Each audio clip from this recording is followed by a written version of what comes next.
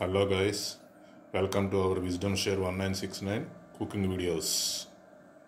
ఈ వీడియోలో శనగ గుగ్గిలు తయారు చేసే విధానము చూద్దాము. శనగలతో గుగ్గిలు తయారు చేసుకోవడం అన్నమాట. శనగలతో అంటే మనం లావు శనగలు, చిన్న శనగలు అన్ని రకాలు ఉంటాయి కదా. ఇప్పుడు మనం లావు శనగలతో గుగ్గిలు తయారు చేసుకోవడానికి మనం ఈ శనగలు తీసుకొచ్చుకున్నాము. శనగలు జనరల్గా ఏంటంటే శనగల్ని కడుక్కొని నానబెట్టుకొని దాదాపు 4-5 గంటలు నానబెట్టుకున్న తర్వాత తాలింపు వేసుకొని తింటాం అన్నమాట. ఇప్పుడు ఇది తయారు చేసే విధానం మనకి జనరల్గా మన ఇంట్లో ఉన్న వాళ్ళని బట్టి ఇప్పుడు ఒక్కొక్క మనిషికి ఒక్కొక్క పిరికెడు, ఎందుకంటే ఇవి లావు శనగలు కాబట్టి మనిషికి ఒక్కొక్క పిరికెడు సరిపోతాయి. 2, 3, 4, 5 అంటే 5 పిరికెళ్ళు అయినాయి కాబట్టి ఇది 5 మనుషులకి సఫిషియెంట్గా మనకి గుగ్గిలు తినడానికి సరిపోతుందన్నమాట. ఇప్పుడు మనం ఈ శనగల్ని ఇప్పుడు గిన్నెలో తీసుకున్నాం కదా. తర్వాత ఏం చేయాలి, మనం ఈ శనగలు మొత్తం కూడా శుభ్రంగా కడుక్కోవాలి. కడుక్కోవడానికి మామూలుగా ఏంటంటే మనం ఈ నీళ్ళు తీసుకొని శుభ్రంగా ఒక గ్లాసులో నీళ్ళు తీసుకొని వాటిని శనగలు మునగంగా పోసుకొని మునిగిన తర్వాత శుభ్రంగా 1-2 సార్లు అంటే బాగా పిసుకుతే ఏంటంటే ఈ మట్టి అంటే శనగలకు పట్టినటువంటి ఎటువంటి మట్టి అయినా కూడా శుభ్రంగా ఏంటంటే పోతుందన్నమాట. ఈ మట్టి శుభ్రంగా ఎంత క్లీన్ అవుతే మనకి అంత నీట్గా శనగలు కనబడతాయి, గుగ్గిళ్ళు కూడా అంత నీట్గా ఉంటాయి అన్నమాట. ఇప్పుడు మనం ఒకసారి కడిగాము, రెండోసారి కూడా సఫిషియెంట్గా నీళ్లు పోసుకొని శుభ్రంగా 1-2 సార్లు బాగా పిసికితే ఎంత పిసికితే దానికి ఉన్నటువంటి డస్ట్ అంత క్లియర్ కట్గా బాగా పోద్ది అన్నమాట. ఈ పిసికితే ఏంటంటే ఎంత పిసికితే అంత మంచిది.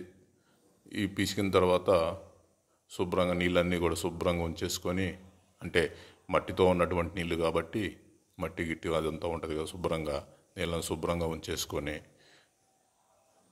ఈ ఉంచిన తర్వాత ఏంటంటే ఈ శనగల్లో మనం శనగల మునగంగా పైన కూడా 1-2 గ్లాసులు ఎగస్ట్రాగా పోసుకొని, అంటే అవి మునగంగా కూడా పైన దాదాపు ఒక 2-3 గ్లాసుల నీళ్ళు ఎక్స్ట్రా పోసుకోవాలన్నమాట. ఎందుకనంటే ఈ నానిన తర్వాత బాగా ఉబ్బినప్పుడు మరి సఫిషియెంట్గా నీళ్ళు లేకపోతే ఏంటంటే ఒక సైడు ఉబ్బటము ఒక సైడు ఉబ్బకుండా ఉండటము జరుగుతుంది. కాబట్టి మనం నీళ్ళు ఎంత పోసుకుంటే అంత మంచిది. ఇలాగ మనం 4-5 గంటల పైనే వీటిని నానబెట్టుకోవాలి.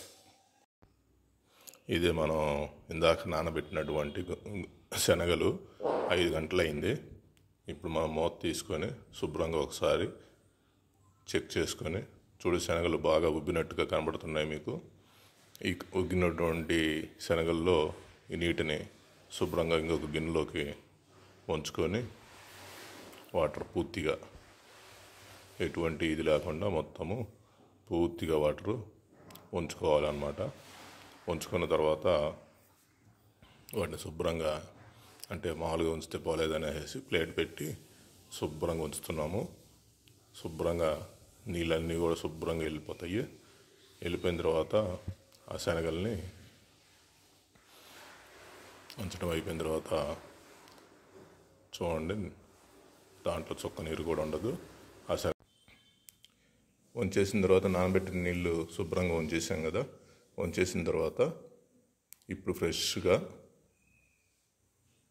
మళ్ళీ అదే గిన్నెలోకి కాసిని మామూలు వాటర్ పోసేసి శుభ్రంగా కడిగి మళ్ళీ ఒకసారి శుభ్రంగా కడిగి ఆ నీళ్ళని ఇంకో గిన్నెలోకి సపరేట్గా, అంటే ఇత్తులు పడకుండా ఇందాక ఉంచిన విధంగానే ఏమి నీళ్ళు లేకుండా శుభ్రంగా ఉంచుకోవాలన్నమాట. ఇప్పుడు ఇవి వంచేసిన తర్వాత ఈ శనగలు మొత్తం కూడా ఒక పాన్లోకి పాన్లోకి, చిన్న పాన్లోకి పోసుకొని దాంట్లో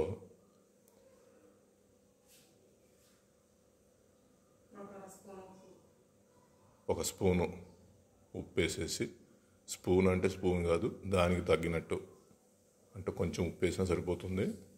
దానికి తగినట్టు విధంగా కొంచెం ఉప్పు, అంటే లావు ఉప్పు అయినా వేసుకోవచ్చు, సన్న ఉప్పు అయినా వేసుకోవచ్చు. తగినట్టు ఉప్పు వేసి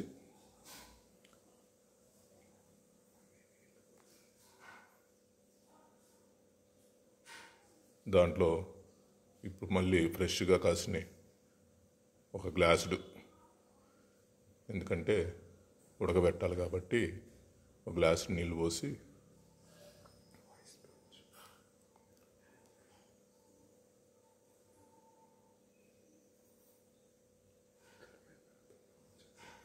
నీళ్ళు పోసేసి పొయ్యి మీద పొయ్యి వెలిగించి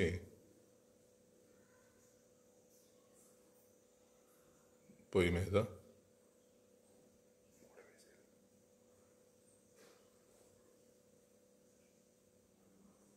పొయ్యి వెలిగించిందంటే పొయ్యి మీద 2-3 విజిల్స్ వచ్చేదాకా ఉంచాలి. కుక్కర్ ముట్టించాం కదా, కుక్కర్ ముట్టించి 3 విజిల్స్ వచ్చేలోపు మామూలుగా ఏంటంటే మనం ఇలాగా సన్నగా ఉల్లిగడ్డలు తొరుక్కొని పెట్టుకోవడము. ఉల్లిగడ్డలు ఏంటంటే ఎంత సన్నగా ఉంటే అంత బాగుంటాయి, అన్న ఎక్కువగా వచ్చినట్టు ఉంటాయి. తర్వాత కరివేపాకు కూడా శుభ్రంగా కడుక్కొని పెట్టుకోవడము. అలానే దీంట్లో ఏంటంటే కొత్తిమీర కూడా వేసుకోవచ్చు, పచ్చిమిర్చి వేసుకోవచ్చు, ఎండుమిర్చి వేసుకోవచ్చు.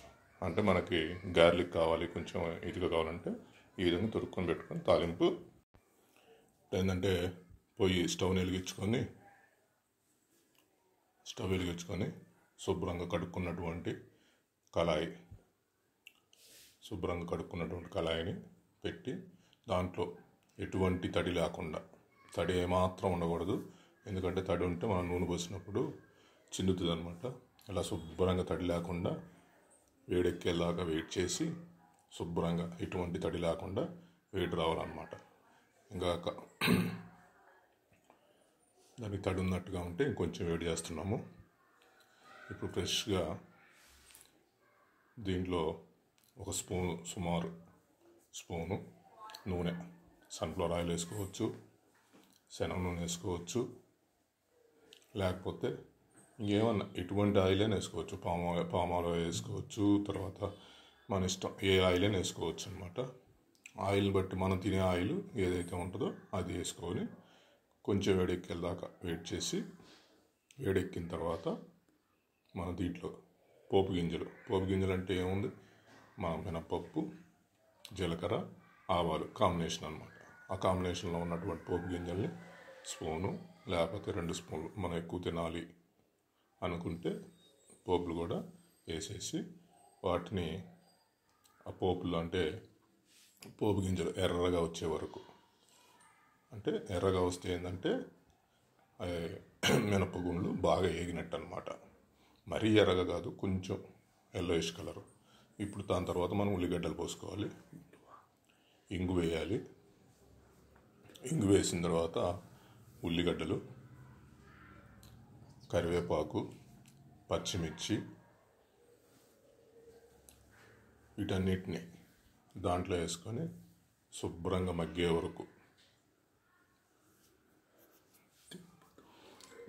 వరకు అది మాడకుండా తిప్పుతూ ఉండాలన్నమాట. మాడకూడదు అనమాట. మాడితే ఏంటంటే చేదు వస్తుంది. అంటే మాడకుండా ఉల్లిగడ్డలు మగ్గే వరకు తిప్పుతూ ఉండి, ఉల్లిగడ్డలు మగ్గడం అని అంటే మనకు ఆల్రెడీ ఐడియా ఉంటుంది కదా, అవి కొంచెం రెడ్డిష్ కలర్ వస్తాయి. రెడ్డిష్ కలర్ వచ్చే వరకు వాటిని అలాగే తిప్పుతూ ఉండాలి, ఎటువంటి మాడకుండా. ఈ మాగిన తర్వాత మాగే వరకు వెయిట్ చేసి మాగటం, అవి బాగా మాగుతున్నాయి. మాగిన తర్వాత మనం ఇందాక కుక్కర్లోంచి 3 విజిల్స్ అయిపోయినటువంటి కుక్కర్ని తీసుకొని మూత తీసేసి దాంట్లో ఉన్నటువంటి నీళ్ళని శుభ్రంగా మనం ఉంచుకోవాలి. ఉంచుకున్న తర్వాత వాటిని ఇందాక ఏగినాయి కదా, ఏగినటువంటి ఉల్లిగడ్డల్లో కళాయిలో పోసేసి దానికి కొంచెం వేడి చేయాలన్నమాట. ఇలాగ తిప్పుతూ ఉంటే మనం ఇందాక వేసినటువంటి తాలింపు మొత్తం కూడా దీనికి నూనె, ఆ తాలింపు గింజలు, కరివేపాకు, ఘాటు ఇవన్నీ కూడా దానికి పడతాయి. ఇప్పుడు మనం కొంచెం కొబ్బరి టేస్ట్ కోసం మనకి ఏదైనా వేసుకోవచ్చు. ఎంత టేస్ట్ కావాలంటే, ఎన్ని రకాల టేస్ట్లు కావాలంటే అన్ని రకాల టేస్ట్లు తగ్గట్టుగా మనం వేసుకోవచ్చు అన్నమాట. కొబ్బరిని వేసుకొని కొద్దిసేపు మొత్తం కూడా వేగనివ్వాలి. ఈ ఏగల దాకా ఏంటంటే మాడకుండా ఉండటం కోసం మనం తిప్పుతూనే ఉండాలి. ఇలా తిప్పుతూ ఉంటే శుభ్రంగా ఎగుతాయి.